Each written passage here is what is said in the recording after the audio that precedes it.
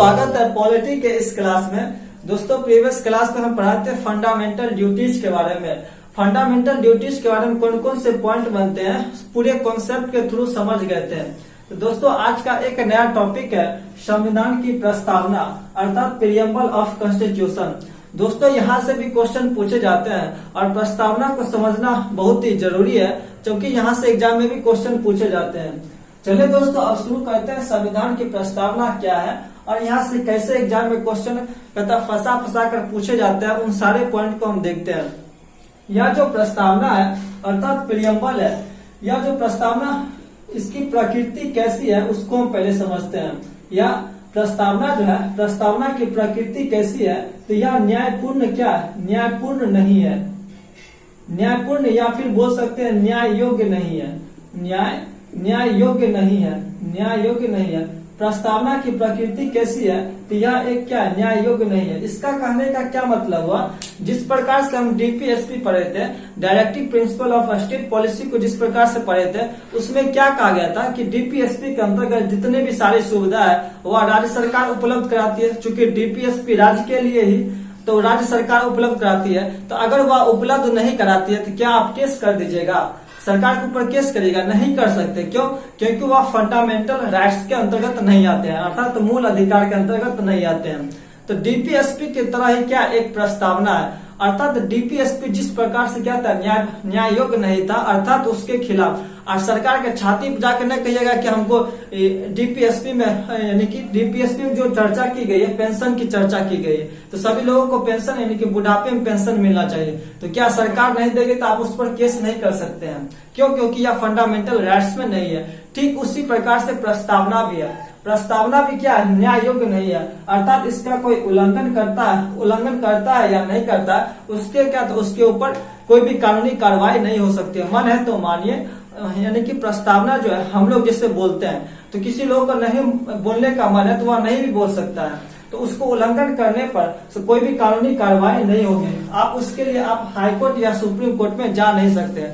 जिस प्रकार से मौलिक अधिकार हनन होने पर हम हाईकोर्ट या सुप्रीम कोर्ट जा सकते हैं, ठीक उसी प्रकार यहाँ प्रस्तावना को लेकर हम कतई न्यायालय नहीं जा सकते। इसलिए इसको हम क्या कहते हैं, यह प्रस्तावना की प्रकृति जो है यह न्याय योग्य नहीं है। तो दोस्तों आप समझ गए कि प्रस्तावना की प्रकृति जो है यह न्याय योग्य नहीं है। यह प्रस्तावना जो है कहाँ से लिया गया है तो यह एग्जाम में क्वेश्चन पूछे जाता है। प्रस्तावना बोल दे या प्रस्तावना के विचार, प्रस्तावना के विचार कहाँ से लिया गया है तो आप याद रखिएगा यूएसए के संविधान से लिया गया है। लेकिन यहाँ से एग्जाम में क्वेश्चन फंसा कर कैसे पूछ दिया जाता है कि प्रस्तावना की भाषा कहाँ से लिया गया है, तो आप यहाँ पर यूएसए टिक नहीं करेगा। प्रस्तावना की भाषा, तो जब भी प्रस्तावना की भाषा बोल दे तो वह ऑस्ट्रेलिया के संविधान से लिया गया है। ऑस्ट्रेलिया। जब सीधा प्रस्तावना पूछ दे या प्रस्तावना का विचार कहाँ से लिया गया तो वह यूएसए हो जाएगा। जब प्रस्तावना की भाषा बोल दे तो वह ऑस्ट्रेलिया के संविधान से लिया गया है। इसी प्रस्तावना को अगर पूछ दिया जाए कि संविधान की आत्मा किसे कहते हैं, संविधान की आत्मा किसे कहते हैं तो यही प्रस्तावना को ही कहते हैं। या फिर बोल दे संविधान की कुंजी किसे कहते हैं, संविधान की कुंजी किसे कहते हैं तो यही प्रस्तावना को ही कहते हैं। लेकिन हम बताए थे कि संविधान के रीढ़ की हड्डी अर्थात बैकबोन ऑफ कॉन्स्टिट्यूशन किसे कहते हैं तो वह हम पढ़ाए थे अनुच्छेद 19 को कहते हैं। जबकि बी.आर. अम्बेडकर ने संविधान की आत्मा किससे बोला था, अनुच्छेद 32 अर्थात संवैधानिक उपचारों के अधिकार, अर्थात बी.आर. अम्बेडकर ने अनुच्छेद 32 को संविधान यानी कि संविधान की आत्मा कहा था। तो ये सारे डिफरेंस करके आप याद रखिएगा, कंफ्यूज मत होइएगा। तो चलिए दोस्तों संविधान की आत्मा अगर सीधे पूछ दिया जाए संविधान की आत्मा किसे कहते हैं तो प्रस्तावना हो जाएगा। और जब पूछ दिया जाए कि बी.आर. अम्बेडकर के अनुसार संविधान की आत्मा किसे कहते हैं तो वह किसे कहते हैं, प्रस्तावना को कहते हैं। एक पॉइंट यहाँ से याद रखिएगा कि प्रस्तावना को संविधान की आत्मा को संबोधित कौन किया था, यानी कि प्रस्तावना को संविधान की आत्मा के रूप में संबोधित किसने किया था तो उसका नाम याद रखिएगा कि ठाकुर प्रसाद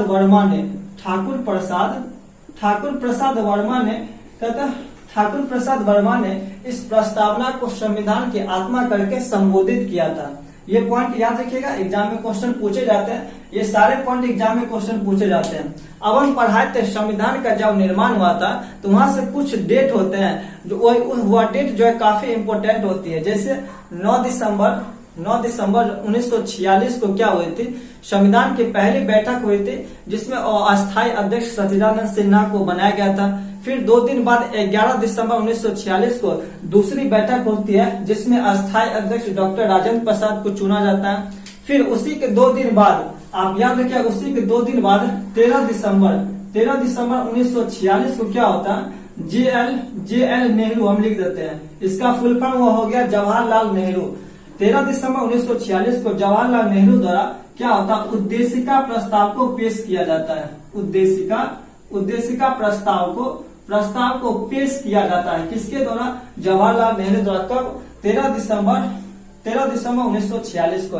लेकिन इस उद्देशिका प्रस्ताव को स्वीकार कब किया जाता है, तो आप याद रखिएगा, इसको स्वीकार अगले साल किया जाता है 22 जनवरी 1947 को इस उद्देशिका प्रस्ताव को स्वीकार किया गया। यह दोनों डेट याद रखिएगा, उद्देशिका प्रस्ताव को पेश कब किया गया, 13 दिसंबर 1946 को, और इसे स्वीकार कब किया गया था, अगले साल 22 जनवरी 1947 को स्वीकार कर लिया गया था। अब यह जो 13 दिसंबर 1946 को किसने पेश किया था, तो पंडित जवाहरलाल नेहरू ने पेश किया था, और 22 जनवरी 1947 को क्या हुआ था, स्वीकार कर लिया गया था किस,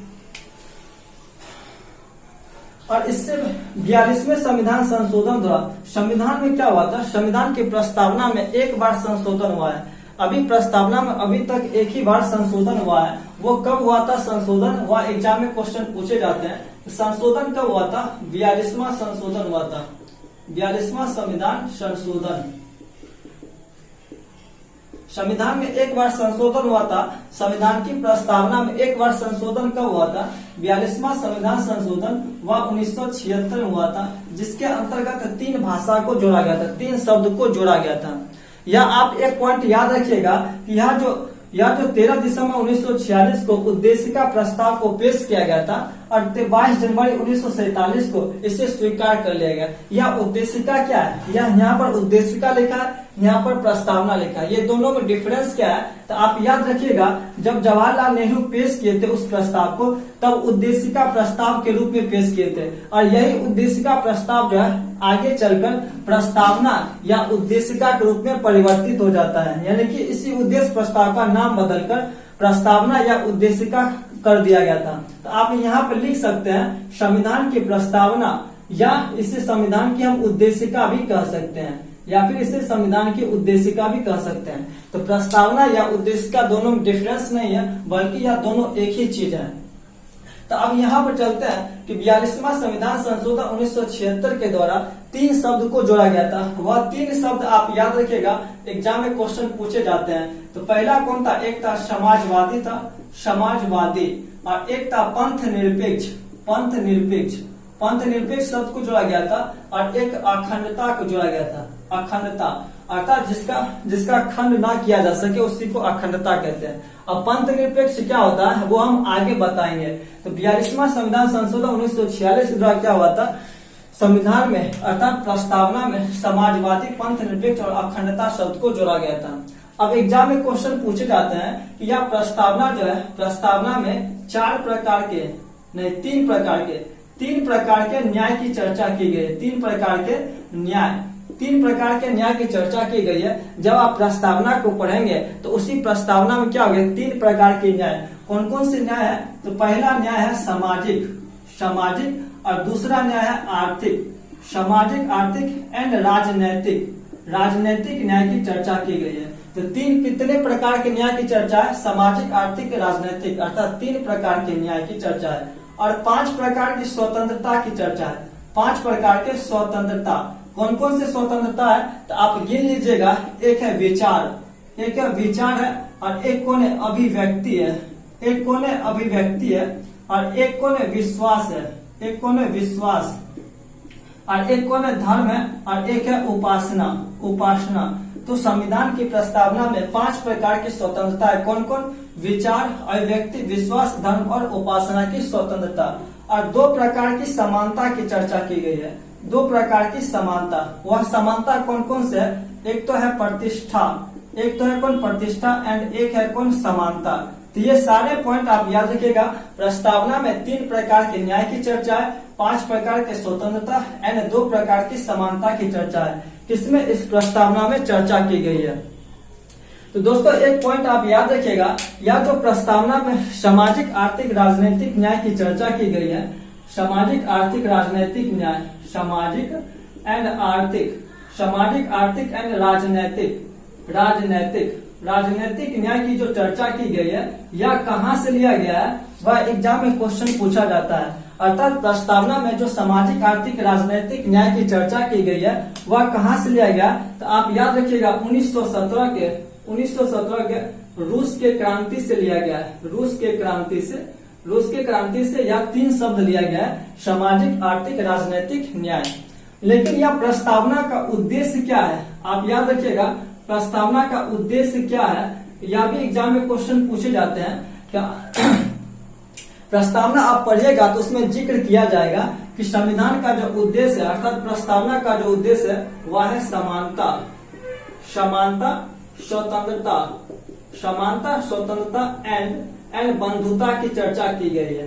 तो संविधान की प्रस्तावना का उद्देश्य क्या है? समानता, स्वतंत्रता और बंधुता को स्थापित करना ही प्रस्तावना का उद्देश्य है। तो दोस्तों आप यह पॉइंट समझ गए होंगे, या जितने भी पॉइंट हैं वह एग्जाम में क्वेश्चन पूछे ही जाते हैं यहाँ से। चलिए दोस्तों अब देखते हैं प्रस्तावना से संबंधित जो है कुछ वाद विवाद हो गए थे सुप्रीम कोर्ट हाई कोर्ट के बीच, तो उसको हम देख लेते हैं। तो दोस्तों यह सब पॉइंट आप समझ गए होंगे, यहीं से एग्जाम में क्वेश्चन बार बार पूछे जाते हैं। चलिए दोस्तों अब देखते हैं प्रस्तावना से संबंधित जो है कुछ वाद विवाद हो गए थे, उसको हम देखते हैं। प्रस्तावना से संबंधित वाद विवाद। अर्थात वाद विवाद क्या होता है कि सुप्रीम कोर्ट या हाई कोर्ट या आम लोगों के बीच जब क्या होता है वाद विवाद हो जाती है, तो वह जब वाद विवाद बढ़ जाती है तो उसका डिसीजन कौन लेता है? तो वह डिसीजन सुप्रीम कोर्ट लेती है। जैसे 3 तलाक पर क्या होता है, यह बवाल बहुत ही बड़ा हो गया था 3 तलाक, तो फाइनली इसमें क्या हुआ था 5 जजों की बेंच बैठी थी, जिसमें यह 3 तलाक के बिल को पारित किया गया और उस पर डिसीजन लिया गया था। तो जब भी कोई ज्यादा मामला आगे बढ़ जाती है तो उस पर डिसीजन लेने का काम कौन करती है? तो सुप्रीम कोर्ट करती है। तो वह क्या होता है वाद विवाद होता है उसी के बीच और फाइनली यह डिसीजन लिया जाता है, फिर संसद के द्वारा क्या होता है नियम बनते हैं। तो प्रस्तावना पर भी क्या होता है कई सारे वाद विवाद हुए थे, उस विवाद को हम देखते हैं। तो पहला जो एक विवाद हुआ था वह हुआ था यूनियन इंडिया बनाम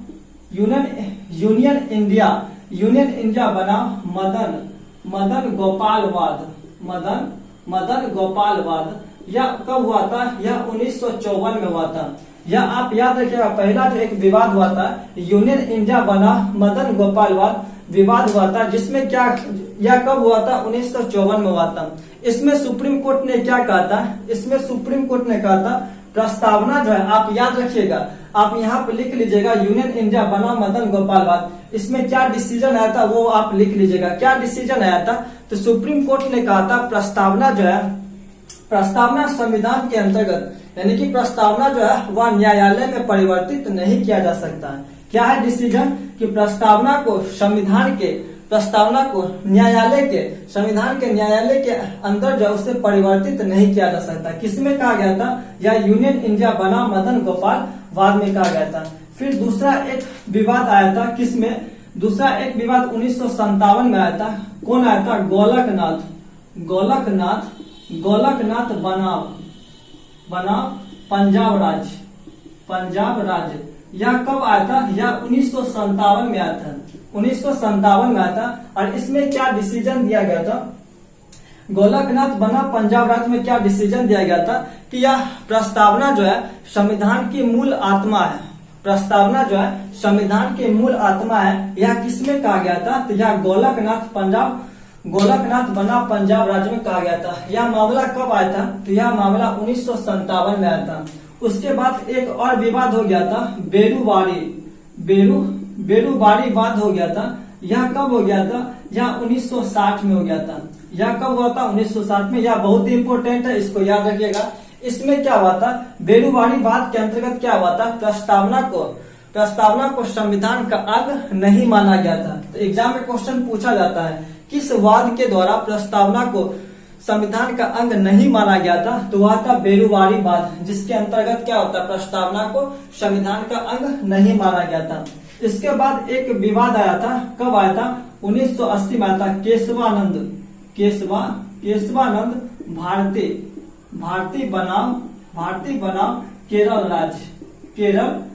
राज्य, यह कब आया था, यह जो आया था यह 1960 में आया था और यह लगभग 1980 में आया था। तो केशवानंद भारती बनाम केरल राज्य में यह क्या, इसमें क्या डिसीजन आया था सुप्रीम कोर्ट का, तो इसमें डिसीजन आया था कि फाइनली इस प्रस्तावना को संविधान का अंग मान लिया गया। तो याद रखिएगा, पूछा जाता है क्वेश्चन कि प्रस्तावना को संविधान का अंग किस वाद के द्वारा मान लिया गया था, तो वह केशवानंद भारती बनाम केरल राज्य के द्वारा। लेकिन इसमें एक और डिसीजन दिया गया कि प्रस्तावना में जरूरत पड़ने पर इसमें संशोधन किया जा सकता है। तो किस वाद के द्वारा प्रस्तावना में संशोधन किया जा सकता है, तो केशवानंद भारती बनाम केरल राज्य के द्वारा। इसमें दो घटना घटी थी, प्रस्तावना को अंग मान लिया गया संविधान का और जरूरत पड़ने पर प्रस्तावना में संशोधन किया जा सकता है। किसके द्वारा, केशवानंद भारती बनाम केरल राज्य के द्वारा। इसमें एक और वाद आया था, जिसमें आया था बम्बई बनाम यूनियन ऑफ इंडिया वाद। यह जब आया था, यह 1994 में आया था। बम्बई बनाम यूनियन ऑफ इंडिया वाद 1994 में आया था। इसमें सुप्रीम कोर्ट ने पंथ निरपेक्षता को संविधान की ढांचा कहा था। पंथ निरपेक्षता को संविधान की मूल ढांचा कहा था। किसमें कहा था कि बम्बई बनाम यूनियन ऑफ इंडिया वाद में क्या कहा था कि पंथ निरपेक्षता जो है, सुप्रीम कोर्ट ने पंथ निरपेक्षता को संविधान की मूल ढांचा कहा था। अब यह पंथ निरपेक्षता क्या होती है उसको हम समझ लेते हैं। प्रस्तावना में पहले क्या था, धर्मनिरपेक्ष शब्द की चर्चा की गई थी, लेकिन उसे बाद में हटाकर पंथ निरपेक्ष कर दिया गया था। तो पंथ निरपेक्ष क्या होता है, एक उदाहरण के द्वारा हम समझते हैं। जैसे कोई भी आदमी बाहर से आया और यहाँ पर मस्जिद बना रहा है, मदरसा बना रहा है, तो हम उसकी प्रकृति से हम क्या कहेंगे कि वह व्यक्ति क्या जरूर मुसलमान होगा। लेकिन वही व्यक्ति अगर मंदिर बनवा रहा है तो हम उसे क्या कहेंगे कि वह हिंदू होगा। लेकिन अगर कोई व्यक्ति बाहर से आए, अगर वह अस्पताल बनवा दे, स्कूल बनवा दे, मंदिर बनवा दे, मस्जिद बनवा दे, तो अब यहाँ पर कंफ्यूज हो जाएगा, यह व्यक्ति पता नहीं हिंदू है कि मुस्लिम है कि सिख है कि ईसाई है। तो अर्थात जब कोई भी व्यक्ति अपने धर्म को, विशेष धर्म को नहीं मानता है, तो उसी को हम क्या कहते हैं, पंथ निरपेक्ष कहते हैं। पंथ निरपेक्ष में क्या होता है, किसी भी विशेष धर्म को माना नहीं जाता है। तो दोस्तों आप समझ गए होंगे पंथ निरपेक्ष क्या होता है। तो दोस्तों यह प्रस्तावना से संबंधित वाद विवाद यह याद रखिएगा, और इसमें क्या क्या विशेषता थी उस सारे विशेषता को आप याद रखिएगा। चलिए दोस्तों, प्रस्तावना से संबंधित कुछ और पॉइंट है उसको हम समझते हैं। तो प्रस्तावना से संबंधित कुछ विद्वान जो होते हैं, वह जो प्रस्तावना की कुछ विशेषता के द्वारा समझाए थे। जैसे एक विद्वान हुए थे अल्लादी कृष्णा स्वामी,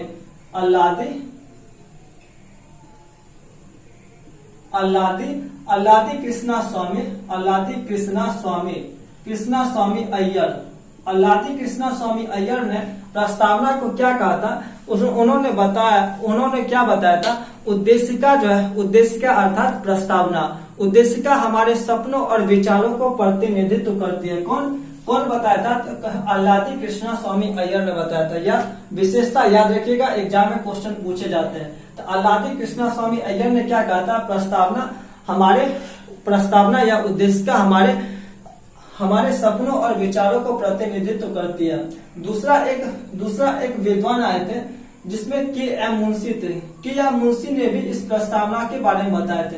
के.एम. मुंशी ने क्या कहा था, उद्देशिका प्रभु संपन्न लोकतंत्रात्मक गणराज्य को प्रतिनिधित्व करती है। क्या करती है, के.एम. मुंशी ने क्या कहा था, आप नोट डाउन कर लीजिएगा कि उद्देशिका जो है प्रभु संपन्न लोकतंत्रात्मक गणराज्य को प्रतिनिधित्व करती है।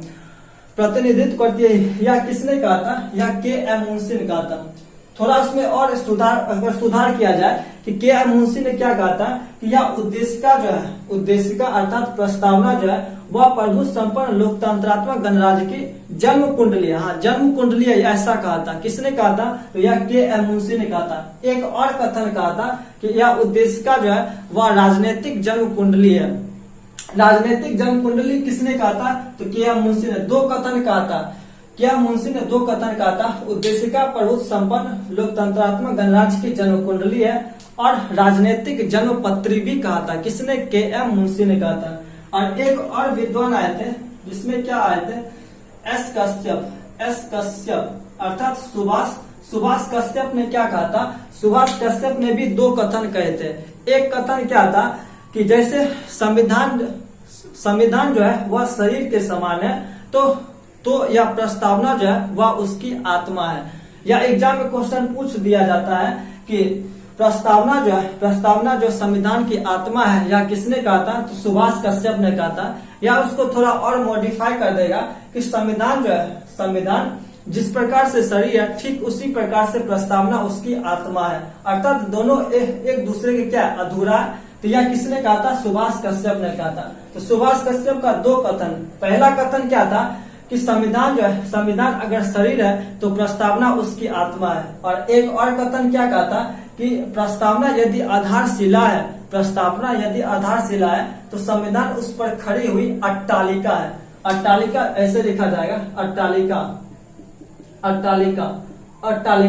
प्रस्तावना यदि आधारशिला है तो संविधान उस पर खड़ी हुई अट्टालिका है। यह किसने कहा था? तो वह सुभाष कश्यप ने कहा था, अर्थात एस कश्यप ने कहा था। एक बी.आर. अम्बेडकर का कथन याद रखिएगा। बी.आर. अम्बेडकर ने क्या कहा था संविधान के बारे में? बी.आर. अम्बेडकर ने कहा था संविधान एक पवित्र दस्तावेज के समान है। संविधान पवित्र दस्तावेज के समान है। यह किसने कहा था? तो यह बी.आर. अम्बेडकर ने कहा था। तो दोस्तों आज का क्लास यहीं पर खत्म करते हैं। अगर इस प्रस्तावना को, इतने सारे कॉन्सेप्ट को आप याद कर लेते हैं तो एग्जाम में आपको एक भी क्वेश्चन नहीं छूटेगा। तो चलिए दोस्तों आज का क्लास यहीं पर खत्म करते हैं। यह प्रस्तावना चैप्टर जो है वह समाप्त हो गया। फिर मिलेंगे अगले वीडियो में नेक्स्ट टॉपिक के साथ। दोस्तों यह वीडियो कैसा लगा आप कमेंट करके जरूर बताइएगा। अगर यह वीडियो अच्छा लगे तो हमारे चैनल को लाइक करें और सब्सक्राइब करें। थैंक यू दोस्तों।